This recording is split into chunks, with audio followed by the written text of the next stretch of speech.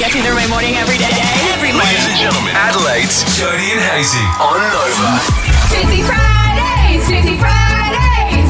Da, da, da, da, da, da. Fitzy Fridays. Guys, I know exactly what you're thinking. You're thinking, it's Thursday, but it says Fitzy Fridays. But this is what the deal is. Because the showdown is happening tonight, we thought if the Crows win, well, Fitzy goes on a bender. If the Crows lose, well, Fitzy goes on a rager. So either way, we're not going to see him on Friday morning. No, exactly right. So why don't we get the best of him right now? Oh, Fitzy, we haven't spoken to you for a couple of weeks, you beautiful man, because you've been otherwise occupied. Welcome back. Jodes, the showdown. This is where I only played in one showdown, but this is where I stepped up. This is when, the pressure was on, Jodes. Yeah. I unfortunately was on the bench for 3/4 of it, but I was urging the Crows to get over the line against Port Adelaide. This is without a word of a lie, everyone. I was on the bench for a majority of the game. Hazy came on in the last quarter. Go to Darryl Wakeland and win this game for us, Fitzgerald. Took one mark, 15 metres out. We were up by 8 points. There would have been, I reckon, 4 minutes to go. So if I hit this, Yep. They basically needed 3 goals to win. Yep. 15 metres out, shanked it, point. They take it down the other end, kick a goal, take it back to the middle, kick another goal, Port get up. So back to waving the And towels on the bench. I was waving to the crowd as I was coming off the ground as they were throwing half cans of beer at my head. Oh, my God. And I've got to give it to Josh Rochelle, and an amazing effort. You know what? He put his hand up. He went on screen and said, you know what? I thought someone was coming behind me and I pulled out of the contest. Now, for a young man to do that and admit that he'd done that is an amazing effort. But if I did that, I would have had to do an interview every single week I played. Because I was pulling out of contests left, right and centre. I never believed in 50-50 balls. You know how they have to pull out a contest now? I would only go in if it was 70-30 my way. How would you go, Fitzy, back in the day with Rocket Eade on a Monday morning, just showing the boys a bit of an example of what not to do in a marking situation? What people don't know is that Rodney Eade would scream at you and he would be 5 centimetres away from your face. But the thing is, he was a big fan of turd sandwiches. His breath was the worst thing I've ever smelt in my life. And he is spitting all over you, going, tackle. All I want you to do is tackle. And I said, well, it actually smells like you've had tackle in your mouth. What is going on there? I'm sorry. I feel like I'm in a therapy session at the moment. Do I lay down on the couch over here, guys, or what do I do? See, if there was ever a man that was going to walk into the coach's office and leave some Listerine on the desk, it would have been you. On your exit meeting? I should have done that. But he wasn't even man enough to ring me to say that I was traded. I didn't hear from him. Connor Rosie, is he going to play, or is this absolute mind games? Absolutely no chance. When I hear the words nicked a hamstring, I don't know about you, Hazy, but when you nick anything, especially in cricket, you're out. You're out. You're gone. They were talking 3 weeks. Yeah. And now he's going to be playing. He can't play, can he? I don't know, but he's one of those players, though. This is where it does it, because most situations you go, just rule him out, or say whether he's in or out. Yeah. He's that good that it probably would make a difference into the way that they genuinely set up. Geez, it's a big call though. If he had that if there was a little bit of cramp there or a little bit of tightness, and you play him and he rips it in the first quarter. You know what? And that's the best thing about the South Australian media. They'll go really easy on him. Yeah, I know. 2 words for you here in this situation, Fitzy. Late withdrawal. Right before the game, I bet you. Actually, that's not bad, Joe. It's a good game plan. Play with their minds. Exactly. I still think the Crows are going to win. Fitzy, so good to speak to you after a couple of weeks off. Welcome back. Welcome back to the fold, my love. Oh, it's so good to hear your voices, guys. Yeah, go Crows tonight. We fly as one, and I'll speak to you next week. Okay, see ya. Here's what you're waking up to, Adelaide. In the news today. Breaking news. What's in the news today? Your post-snooze news. It's always like Metallica. Is that a taste in your mouth after you go to the dentist? No, mate. No, it's not. Things have changed. I don't know. Things have really changed. Post snooze news. This is what we do, so you're up to date on the top stories of the morning. Let's go to newsreader Abby first, please. What's been happening? Sorry, I'm still trying to get over what Zoe just said, and I don't think I can move past it. It's tough to process. It's tough to process. If anyone's looking for a job, we've got a producer role coming up. All right. As we know, we were talking about the National Cabinet meeting yesterday to go through what we're going to do about this domestic violence issue across the country. So they all met yesterday, the state and territory leaders with the Prime Minister. A few things have come out of that. So essentially, there's going to be a crackdown on fake or deep fake pornography websites. There's also going to be a crackdown on misogynistic content that gets posted online. They're going to look at things like age verification for youngsters. So over in Denmark, I think it was, don't quote me on that, they're using facial recognition. So every time you log on to your social media, you've got to use your face to do so. And that's working quite well, apparently. There's a bit of a trial period happening there. So they're looking at all things like that. They're also doing things like if there's someone fleeing domestic violence, there's $5,000 payments. Now, obviously, there's always going to be people who go, this isn't enough. Yeah, we know it's not enough. We know that everybody needs to do more in this space, but at least it's a good start. It's better than a Royal Commission. That's it. And then here in South Australia, they did rush through laws essentially where if somebody is out on bail for DV-related offences, they're going to need to have an ankle monitor and they won't be able to leave home unless it's for work or a doctor's appointment. It's got to be pre-approved. So, yeah, that's been rushed through. We'll see how that goes. That'll be implemented over the next sort of coming weeks and as quickly as possible. And the South Australian Police Commissioner, Grant Stevens, hasn't ruled out more changes to bail laws as well. We saw on the project the other night too, there was a mother of a victim of domestic violence. Her daughter was killed and she very simply said, put a bracelet on these beasts. And so I'm really glad we've gone ahead and done that in this state. I also noticed the AFL have come out and said enough is enough, and they're this round dedicating this to gender-based violence and the victims of those. So they're all going to get together at the start of each game across the round, this round, which is great. Haven't seen anything from the NRL yet, and I lived in Queensland for 5 years, and I'd argue that it's a huge issue within that space. So we'll see, but it's good to see these, especially AFL kids. We love AFL. I mean, look at our show. We're AFL so centric. So it's good to see these leagues stand up and actually want to get involved. There was a really interesting headline on Batuta Advocate, which we all follow on Instagram yesterday, and it was talking about the fact that parents who are worried about their kids going missing between half an hour between school and home hand over a mobile phone and basically you give them access to hardcore pornography for their very sensitive formative years every day as a teenager. And that was a really good point, I thought. Yep.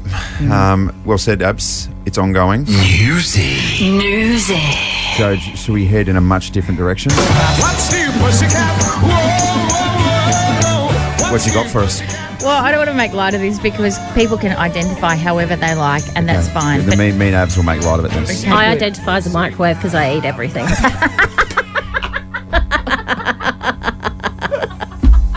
There you go. Well played, Abs. Okay. 1 point to you. So this is the headline in the Tiser this morning. A junior Sapole police officer, and I quote, identifies as a cat. Of course he does. What's new, pussycat? Not much, just going to work. I work for the police. Yeah. Only when the cat's off duty, though. So the officer who isn't being named was based at an Adelaide station earlier this year when their personal preference emerged to colleagues. It's believed the person is in their the pussy is in their late 20s. Right, yes. I think the dead giveaway was when he was at the station and he was drinking milk from a saucer. Everyone's like, what's going on here? Oh, busted, I'm a cat. And then another one of the officers accidentally dropped like a ball of wool. Yeah. And it just got down on all fours and started chasing around the station. Yeah. Meow. Also, he got confused. He brought the cat vibes to work and gifted one of the other cops just a half-eaten rat and said, this is a gift from me to you. But it wasn't well received. Far out, you two. So... Oh, sorry, I wasn't going to take the BI55 and here we are. It's an interesting one. I mean, imagine your personal thing, the things that you do behind closed doors making the front page of the paper. Yeah, it would be. Okay, do we... Who wants to put in a call to the Tiser about Abby and her gimp mask? Yeah, I know. Don't start rumours. Meow, let's not be silly here. All right, shall we move on? Newsy. Do you want to move on? This is fun. Meow, straighten up right now. Showdown 55. By the way, we've got some tickets. We've got a code word for you very, very soon. And give us a code word back a little bit later on to score some last-minute tickets. Connor Rosie's in. Oh. He got through yesterday. Nah, he trained yesterday. He got through. He's been cleared to play. He's been named. I was speaking to our sports reporter last night, and he said Porter adamant that he's going to play. Yeah. I believe last-minute withdrawal. Right. Okay. That's head games to the top shelf. Yeah.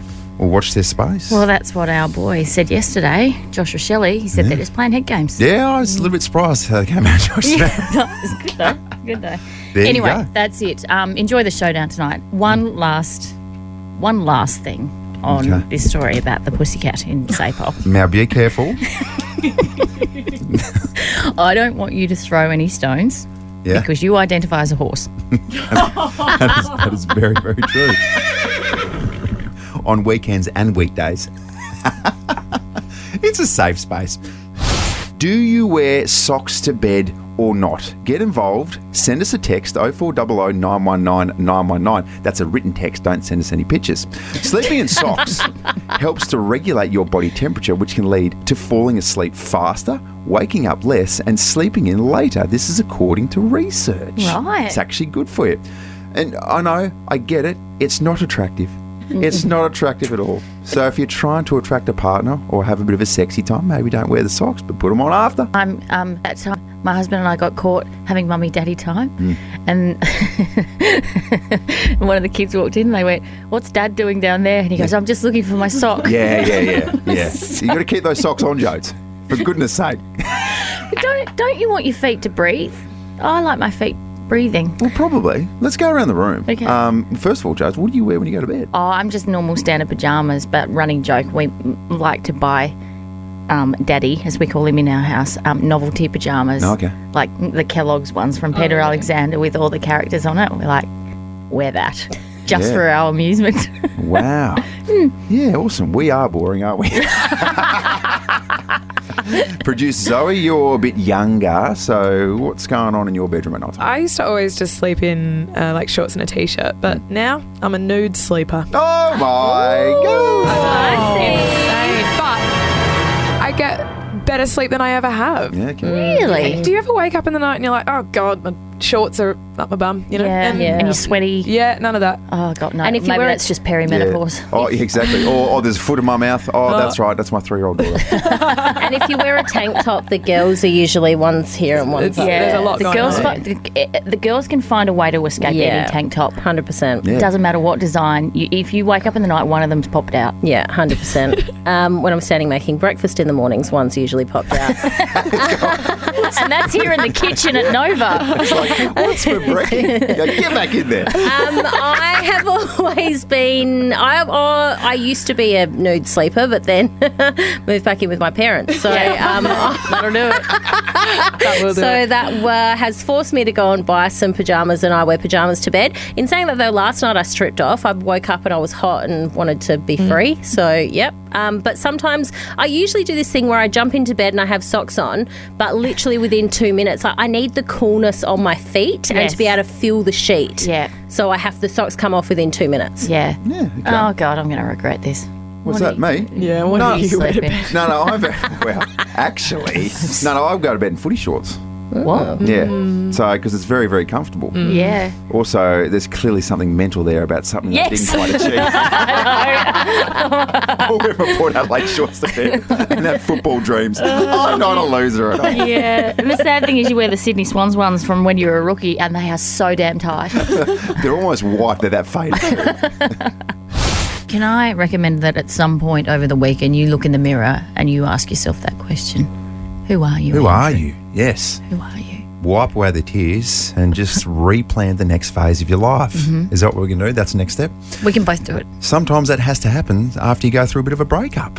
And a breakup in any situation can be tricky. And most of us, the majority of us, go through a breakup at some stage. Yeah. There's only a very, very small percentage of people who meet their high school sweetheart and go straight through. Yeah. And how often does that pan out? Very rare. Yeah, and then when it comes to possessions and things like that, things can get a little bit tricky, can't they, newsreader Abby? Just a tad. And you know me, always scouring the internet for the latest and greatest stories. They find you sometimes. It's unbelievable. I scour the internet for boys as well, but none have been found since. Anyway, a man who gave his wife a kidney has demanded she return it or pay $1.5 million as they go through divorce. Yep, that's the headline we've all been waiting for. Yeah, so I saw this and went, what is going on? What is going on? What is going on, as our boss says. And so I had a look, and basically this guy cracks it because his wife needed to have a kidney transplant. He donated he gifted. So over in the States, if you give somebody an organ, you are gifting it because they're trying to stop people from selling organs, obviously. Good plan. Yeah, great plan. So he obviously goes and says, okay, my wife's dying and I think this is going to get our marriage back on track. They were going through a bit of a rocky stage. She gets the new kidney, new lease of life, and he's like, see ya. And so then he decides, I want to divorce you. And I want either the kidney back or I want $1.5 million. Give me my kidney back. And so I got thinking, what did you ask for back after the split on 13/24/10? I want to hear from people who have gone through a split and have had their partner, trivial things. I had a guy a few months ago tell me that I'd left tan and moisturiser at his house. And he was like, you know, you need to come and get this, blah, blah, blah. And I was like, yeah, no, thanks. No, that's just a ploy to get you over there. 100%. 100%. This kidney situation would never happen to me because I've got a duplicate. I've got 3 kidneys. What? Sorry. Excuse me very much. We have never discussed this. Have we? I've got 3 kidneys. Have you got 3 kidneys? Yep. Oh, my Hazy has gosh. 3 nipples. You have 3 kidneys. Wow. It's amazing, isn't it? That is And quite I didn't know ridiculous. until I was having an ultrasound for one of the babies. And she's like, oh, that's interesting. You've got duplicate kidneys. Yeah. So there you go. If any of you are ever in trouble, I've got a spare. Isn't that crazy, newsreader Abby? So what we've just found out is that Jodie Oddie from her first marriage took a kidney. She's got an extra kidney. Didn't need it, but 3 is better than 2. That explains a lot, to be honest. I'm going to look up third kidney things. See what it means. Yeah. Yeah. Just you to a T. Well, we like to do things in, doubles or triples down in Tassie, don't we? We Yeah, that's certainly do. We certainly do. 2 heads, 3 heads, 2 kidneys, 3 kidneys, all those types of things. Just going back to this as well, though, I heard this incredible story, and this happened right here in Adelaide of this couple, and the woman won lotto, right? So she was a multi straight away. And then the guy she was dating said, hey, let's get married. Classic. And they got married, and then literally 8 minutes after the vows, he's like, ugh, made the wrong decision. I want half your money. So that was a heavy legal battle here in Adelaide. And who won? Was it ongoing? No, I think they came to a settlement. They had to come to. So he got a lot of money though, didn't he? Even Even though settlement. her argument was he was clearly just married me for my cash. Absolutely. I used to have a psychologist say to me, now, before you do anything, blah, blah, blah, you need to make sure that you have a prenup before you get married. I'm like, mate, I'm working radio. I've got nothing to my name. Yeah. But she was very adamant of, nope, you need to have a prenup because you're going to be successful. And I was like, no. Yeah, and you're down some tan and some hair ties Exactly. as well. And I've got 2 sausage dogs. Imagine splitting them. Tank go with dad, Tori stay with mum. Imagine the network now. What did you ask for back after the split? Give us a call, 13 24 10. That is just ridiculous. So I think technically you give someone, like Abby said, in the States, a kidney, it's a gift. Yeah. You can't ask for a gift back. No, that sounds like a money grab to me. Oh, tricky situation though. What did you ask for back after the relationship ended? Matt, tell us what happened to you. Well, I have a girlfriend early stage, so I took a loan to buy a motorbike for her. It was her birthday. I gave it to her. A couple months after we broke up, and I messaged her and I said, look, I still have to pay the motorbike, so can you please give it back to me? And she said no. So I know it was probably the good, asking for the motorbike, but it's more painful to pay the loan while I wasn't even using the motorbike. So Matt, let I don't know. me ask you this question. Were you more heartbroken about the breakup of the relationship or losing the motorbike? It's hard to say. Nah, we'll probably say, I don't know. What was the motorbike worth? Probably 10 grand or something like that. Oh, that hurts. Oh. Was back in probably 5 years ago, so I don't even remember the price of it right Yeah, now. right. Yeah. So Matt, how did it all settle out? Which way did you go? Oh, she never give it back to me. I stopped go at that, and the motorbike go back to the, I don't know, bank or whoever. No. I got repossessed. Got repossessed. Oh dear. Yeah. Yeah, because if I've been the same. I'm not I paying was for that. I I'm was paying for already mine. I was already halfway, so Yeah. Oh the goodness. same. But Yeah. There you go. It's a tricky situation. Two things got repossessed here: a motorbike and a relationship. No. Good morning, Nicole. Good morning. How are we? We're good. What happened post breakup? So it was my birthday on the 24th of January, and we had been dating for 6 months. And he gave me, he told me he bought me some diamond earrings, which fantastic, with some Hague's chocolates. Perfect. Oh, amazing. And then he slept with my best friend, and we broke up later that year. I slapped him across the face and went to get the diamonds valued and found out they were cubic zirconium. Oh my gosh! Yeah. I was like, how could this story get any worse? I know. I know, but at least I got the Hagues out of it, and I love Hagues. That's so true. Nicole was like, everything's fake in this Yeah, relationship. just like, and then I know. I actually unwrapped the Hagues. It turns out it was red tulip. Wait, so Nicole, what happened to the cat? I kept the cat. Good. I kept the cat, but then later on had to surrender it to the RSPCA, sadly. So Because the cat wasn't it was even a bit real. sad. Yeah, well, nothing was real apparently. So yeah, It was one of those awful. Furbies that you buy with the Oh, my batteries in it. gosh. Oh, Yeah. oh Nicole. But are you glad the breakup happened? Oh, absolutely, because now I'm with the love of my life, and we've been together 12 years, and yeah. Clearly had kids together. And I've got a 2-year-old telling me to read a book to her in the background. Well, yeah. you better go do that You better shift immediately. off to that. Coincidentally, the kids' book is about a cat, a pair of earrings. It's crazy, isn't it? Yes. Sparkling diamond earrings. Let's go to Kieran from Hilton. What happened in the breakup, Kieran? So about 5 years ago, we split after 15 years, and we had to divide our assets and everything. So I got the family four-wheel drive, and she got the smaller runaround four-wheel drive. At the time, my four-wheel drive was valued at about $12,000, which we had agreed on. So there was a difference of $2,500. I paid her out for it, and then about 3 months after the split, after all of that was settled, I sold the four-wheel drive at the beginning of COVID, Yep. and thought I'd try my luck, and I advertised it for $19,500. I got $18,500 the next day, and she found out from our kids, and she asked for $3,000 from the sale of it. Oh, gosh. No.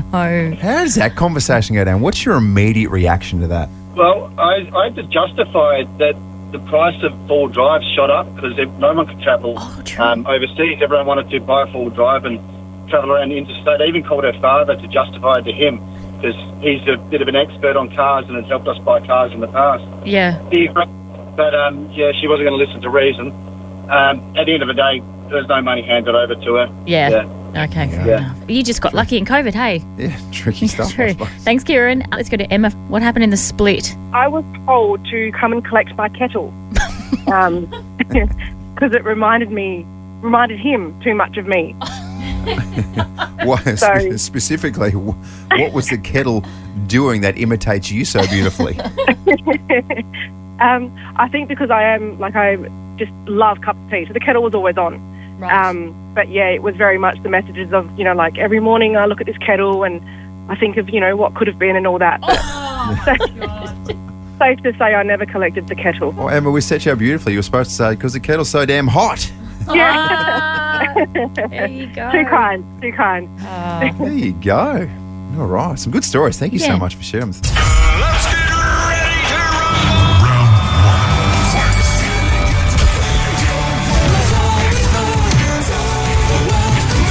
Ladies and gentlemen, Battle of the Bangers. Two people who in this space could not hate each other more. Like, it is absolutely feisty to say the least. I've had some feuds in my time, but my God, this one is next level. The hatred that you're looking at me with, as soon as that intro goes off, I'll tell you what. Everything turns. Jodie gets flames in her eyes. Yeah. And I would too if I was Jodie, if I was trailing 9-4. Yeah, right. Okay. Oh, we're just having fun. So it's hatred mixed with a little bit of fun. We've got a theme this week, and of course, it is Showdown pump-up songs. Do you want to kick us off? What have you got? That Sure song that do. really gets you ready to run through brick walls. Will you be pleased I've remembered mine this week? That's So really positive. That's the first step. Okay. When you think of Showdowns, you think of Europe, don't you? As in the band? Yep. Not the country. And you think of this, it is the ultimate pump-up song, the final countdown. Okay. It's the final countdown.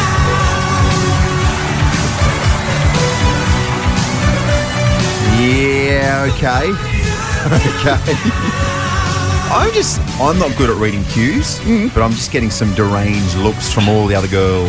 No, that's not. No.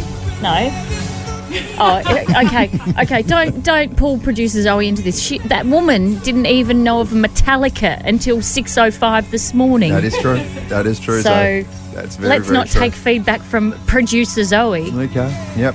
Let's not take back from feedback from producer M too, who won't even be watching the game because she can't control her emotions because she loves the Crows so much. You said I'll watch maximum 5 minutes of that game. Joes, I'm just going to cut you off there. You sound like you've already lost. The final countdown by Europe, I think it is, versus Rudimental. Oh, they play this song every game. Who cares? Yeah. Whatever. And if you're a Port supporter, the boys are just running out right now. That's the fireworks, by the way. Go, Tony Marshall! Yeah. Well, you know what you've just done? You've just absolutely alienated every Crow supporter in this town, and that's dumb because I think they outnumber the Port supporters. So, if you're a Crow supporter, jump on the Jodie and Hazy Instagram page and vote for the final countdown because no one wants to hear the Port Adelaide pump-up song Do you know what, in this though? space. Do you know what, though? I think, though, in this particular example, even the Crow supporters will be like, actually, bugger it. I'm still not voting for Europe final countdown. None of them are doing that because they're loyal and they are committed and they want Jodie's song to win. Get voting at Jodie and Hazy. Another ping. He gets it. Houston again. Kick looks brilliant. Houston, we don't have a problem. Please welcome to the Jodie and Hazy Show, Dan Houston. Ah, there he is, Dan Houston in the flesh. And first and foremost, Houston, it's game day. And you're in here chatting with us. We love that so much. Thank you. Yeah, no worries. A little bit tired because you forced me in early, but that's all right. I'll just play a little bit worse tonight. Oh dear. It should also be mentioned that you're wearing a Balenciaga hoodie today. That's very fancy. Yeah, it's game day hoodie. Got to look good, feel good, play good. Whoa. What's Balenciaga? Are you... oh my God. What is Balenciaga? Do you want to explain that, Husto, to him? It's a hoodie brand. Clearly. It's a design... Clearly. It's a designer hoodie brand. Oh, okay. I don't expect you... It's just... Well, I don't expect you to know anything about fashion. What are you wearing? What does that say? It says H&M. That's Hazy's jumper, by the way. What brand is that? Designer brands of this guy. H&M or Cotton On. Just sort of rotate them through. Yeah, No? that's it. Unless your wife gets involved and then we have something at least half decent. Something half decent. Huso, how's everybody feeling ahead of tonight? Everyone's feeling really good. It's been a short week for us and, couldn't think of a better week to play a showdown. It's coming on a Thursday night, which is really good. So all the boys are up and about and, minimal changes, which is good. But the thing about going into a showground, you were just saying off air, is who knows what's going to happen? Like, it's such a lottery. It's almost like form, all of that doesn't matter. So how does that sit in your mind when you go into a showground? Yeah, I was saying off air that it's hard to feel confident because it is literally 50-50 and you sort of got to play it as it is. You know, we've had a pretty strong start to the year. The Crows have shown in the last few weeks have turned around. So I think it'll be a really good game and play it as it is. There's nothing like a little story heading into the showdown. Is there something going on with your skipper? Nah, nothing going on with Connor. Yeah, he'll be right. We've planned all week that he'll play unless something goes wrong, and nothing's gone wrong yet, so he'll play. But a nick in the hamstring, that feels like something's gone a bit wrong. Yeah, I think, well, it depends if you can play through it, and Connor's the type of bloke that can play through that, and, he's done all the fitness testing required, so he'll be fine. Have you had many injuries across the journey? You've been pretty fit, haven't you? I've been pretty fit, as you say. You always check how my body is, so you'd know best. I've had little bits and pieces, little hips and fingers, but nothing major, no. Yeah. No, let's go back to Connor. I'm not going to let you. So you've been accused of playing ducks and drakes all week on this one and playing mind games with the Crows. Is this just a little game that you play? Nah, you don't play mind games with hamstrings and your skipper. So it'd throw us out if we were lying to ourselves. So I'm so confused at this point. Who's gaslighting who? We planned for Connor to play absolutely 100%. So there's no games here. And this is why the subject comes up because Rosie's so good that he genuinely makes a difference, and he would probably make a difference in the way that you plan for a game of football. So, on behalf of the media, thank you so much, Dan, and the Port Adelaide Football Club for giving us something so heavily to talk about during the week. Yeah, that's true. It's kept you occupied at least. Jody just keeps peppering as well. Giving her something. I know, to he's talk just sitting over there just dreaming of Connor Rosie in his mind. And I'm actually asking him the question. Yeah, don't worry, Houston. She said Rosie before, and I'd absolutely clip her. Yeah. What did you say again? Rosie. Rosie. Yeah, Rosie. Yeah. Good. Is it Rosie, not Rosie? Rosie. It's like one syllable. Josie It's said like Rosie. two syllables, maybe three. Yeah, Joe D said Rosie. Hey, any little superstitions before you do any game, just particular, but maybe a showdown? He wears designer hoodies. My superstition is not to have a superstition. Like if I find myself doing the same thing over and over again based on how I play, then I hate that. So whatever floats my boat that day and do that. Is there anyone in the team that has some quirky gear that they like to get up to before a game? Oh, you test me there, but I think there would be definitely left sock, left boot, right boot, that sort of stuff, run out last, but I'm not sure who the culprits are, but they keep it under wraps. Oh, there you go. And one final question. When you play showdowns and it's a Crows crowd, do you get much stick? Because Lord knows the Port faithful like to give some stick. I don't get much. I can't hear it like the actual word for word, but you can definitely hear the boos when you run out, and it's really weird running out onto your home ground and copping that sort of feedback. But you embrace it, and it's always good to play an away showdown because it's good to beat the Crows at their home ground. We asked Joshua Shelley that question yesterday, and he said he prefers Port home games because the boos and the jeers get him up and about.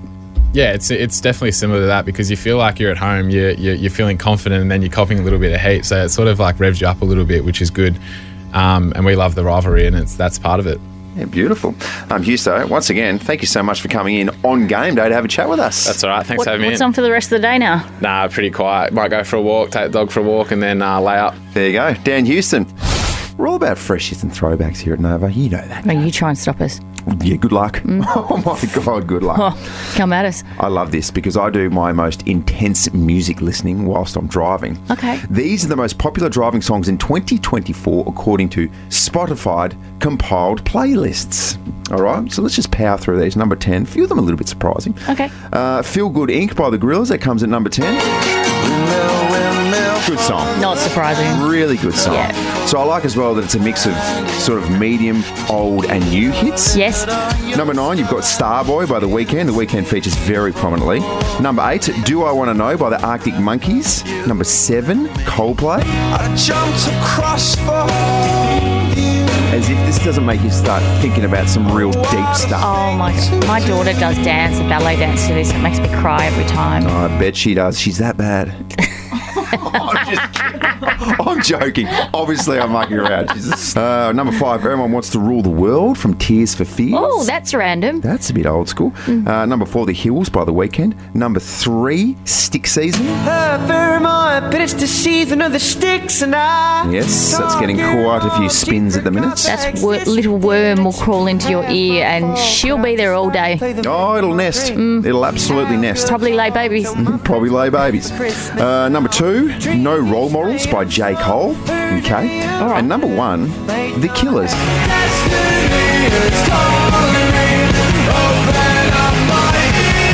It's a good driving tune, isn't it? Yeah.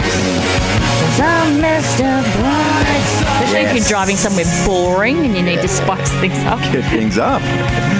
On your way to the doctors. School. Right, just put The Killers on. Yeah.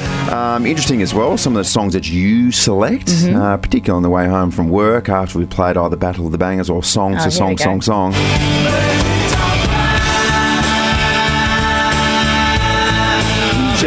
don't cry.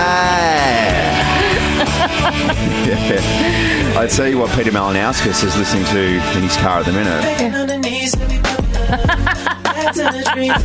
This bloke is that popular at the moment.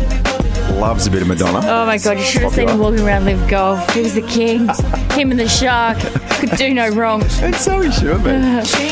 Port Adelaide Football Club. This is the theme of every single official in their car at the moment. You got to know when to hold. Yeah, that's right, the gambler. Know when to fold up. Know when to walk. Taking a little punt on Connor Rosie's hamstring. And then, Joe, you might be able to connect this as well, but specifically the song that Connor Rosie's hamstring is playing in its car at the moment. Okay.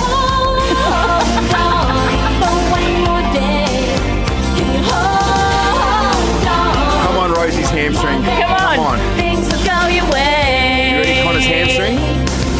Hold on for one more game. Just game. No, his birthday payday up next. $1,000 up for grabs just for having a birthday.